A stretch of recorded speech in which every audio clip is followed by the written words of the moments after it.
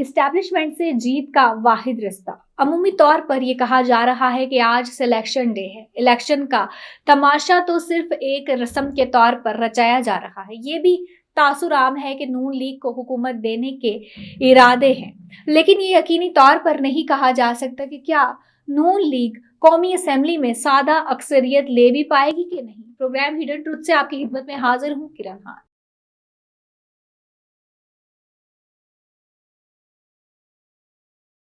Surprise की भी बात की जा रही है और ये दावा भी किया जा रहा है कि तहरीक इंसाफ के वोटर गुस्से में हैं और वो बड़ी तादाद में निकलकर सिलेक्शन के प्रोसेस को इलेक्शन में बदलकर तहरीक इंसाफ से ताल्लुक रखने वाले आज़ाद अरकान असेंबली की बड़ी तादाद को कामयाबी दिलवाकर इस सिलेक्शन को इलेक्शन में बदल देंगे।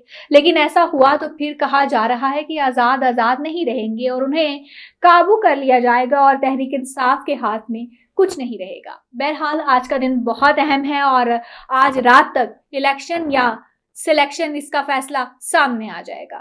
कोई शक नहीं कि अब जिस किस्म की जमहूरियत हम देखने जा रहे हैं वो पहले से ज्यादा हाइब्रिड और कंट्रोल्ड होगी।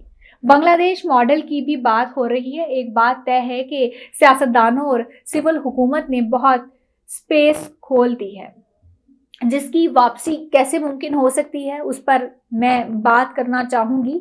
अगर कोई ये सोचता है कि एस्टैब्लिशमेंट बगैर कुछ किए ये स्पेस सिविल हुकूमत और सियासतदानों को दे देगी तो भूल जाएं, ऐसा कभी नहीं हो सकता। नाज़रीन, अगर कोई ये सोचता है कि इमरान खान की तरह फौज से ही टक्कर लेकर और 9 मई जैसे वाकयात से एस्टैब्लिशमेंट को सियासत से दूर किया जा सकता है, तो हमने देखा कि इससे तो मुल्क सियासत के नुकसान के साथ सबसे ज्यादा नुकसान अपना ही होता है और इस सूरत हाल का इमरान खान और तहरीक इंसाफ को सामना है। मसला लड़ाई से हल नहीं होगा। अगर इस्टेब्लिशमेंट से जीतना है तो फिर सियासतदानों को दायरे का सफर खत्म करने के लिए जरूरी है कि जब हुकूमत मिले, जैसे भी मिले, तो फिर काम पर ही जोर देना पड़ेगा। इमरान खान बेशक एक प्रोजेक्ट थे, वो सिलेक्टेड थे। अगर उनकी हुकूमत ने बेहतरीन कारकर्दगी दिखाई होती, गुड गवर्नेंस की मिसाल कायम की होती, सरकारी इदारों को सर्विस डिलीवरी के लिए फाल किया होता, तो आज इमरान खान ये कुछ ना देख रहे होते और ना ही जमहूरियत मजीद कंट्रोल्ड होती। नवाज शरीफ भी एक प्रोजेक्ट के तौर पर ही सामने आ रहे हैं। वजीर आजम वो बनते हैं या शहबाज शरीफ या कोई और, उसका फैसला भी जल्द हो जाएगा। लेकिन अगर नून लीग का वजीर आजम बनता है और कोई सरप्राइज नहीं मिलता, तो फिर चाहे नवाज शरीफ हो या शहबाज, उनका सारा जोर परफॉर्मेंस पर ही होना चाहिए।